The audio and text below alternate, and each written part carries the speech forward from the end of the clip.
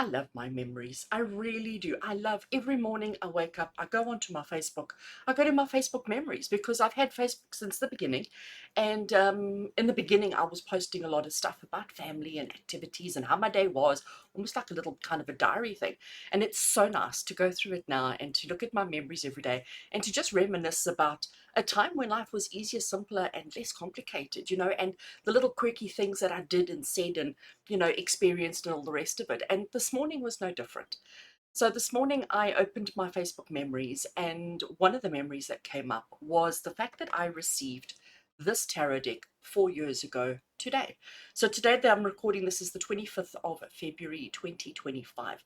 So I've had this beautiful deck for 4 years and it is phenomenal.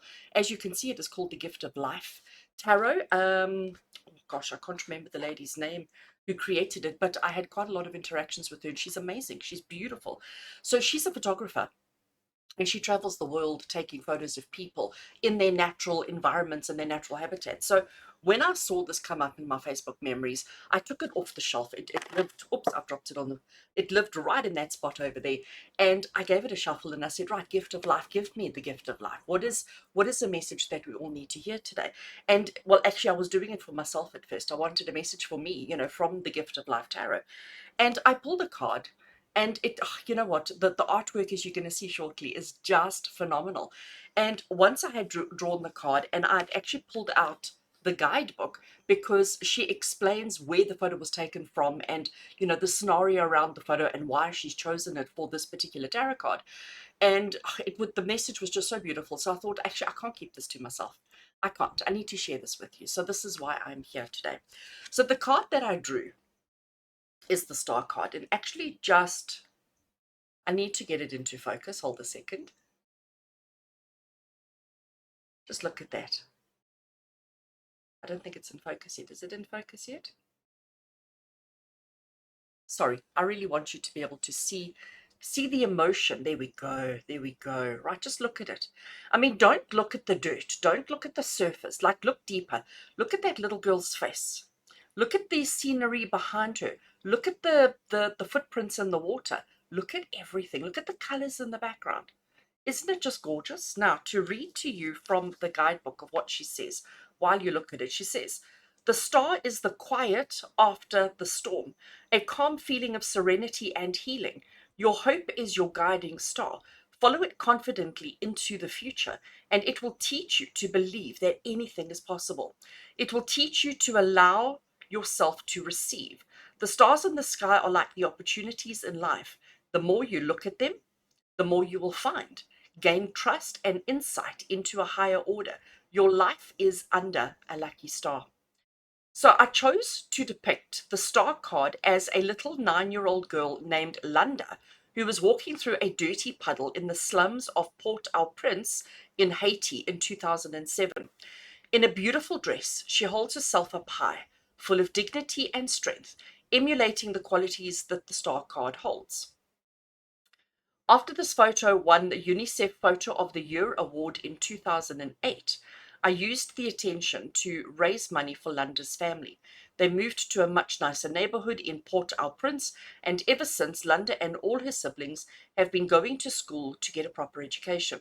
Today, they are young adults with a promising future. How beautiful is that? And you know what? That's exactly what the star card represents. That's exactly what the star card is. The star card is the card that tells you that no matter how bad the storm is, no matter what the flooding is, no matter how disastrous the situation is, actually, it's going to be okay. Everything's going to be okay. She carries on here to talk about a life purpose, and she says, your life purpose is all about following divine inspiration and enjoying harmony in the presence of hope and creativity. You are the artist in communication with the muse, and you are deeply connected to your inner source of inspiration. Your gift is one of hope, to look at all that life brings you with optimism.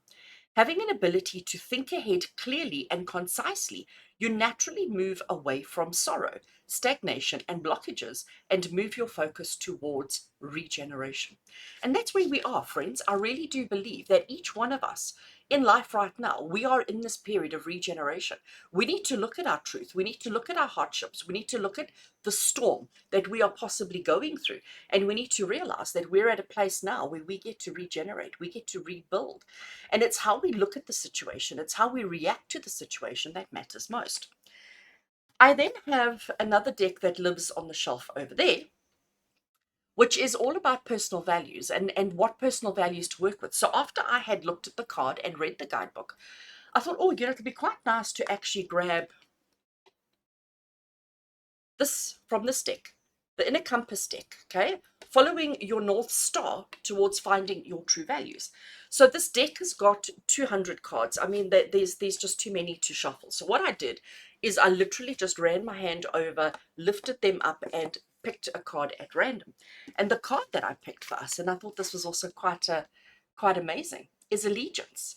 And it says allegiance is to be joined and associated with people who demonstrate strict fidelity to you, to show faithfulness to a person, to a thing, to a cause, or a belief, demonstrated by continuing loyalty and support, demonstrating behavior which proves that they can be relied upon to be and remain on your side or on the side of a person, a thing, cause, or belief, and to be somebody who demonstrates the same. So when I put these two cards together, the message that came through so clearly, and as I said to you, this was originally for me, and then I decided to share with everybody, is we need to not focus on the storm. We need to focus on the regeneration, on the rebuilding, on looking at our circumstances, saying, how can we make this better? How can we move through this? But we also need to align ourselves with people who have the same belief systems as we do. We need to align ourselves with people who think the same way that we do. We do not have to put ourselves in or stay in or accept a situation that doesn't bring happiness and joy to our souls. We need to understand allegiance. We need to align ourselves with the people who are, because there are some people who are only focused on the storm. There are some people who are only focused on the doom and the gloom. And then there are others of us who focus on, right, how do we make this better? How do we fix this? How do we improve? How do we move past this? So you've got to check with yourself, where are your allegiances lying?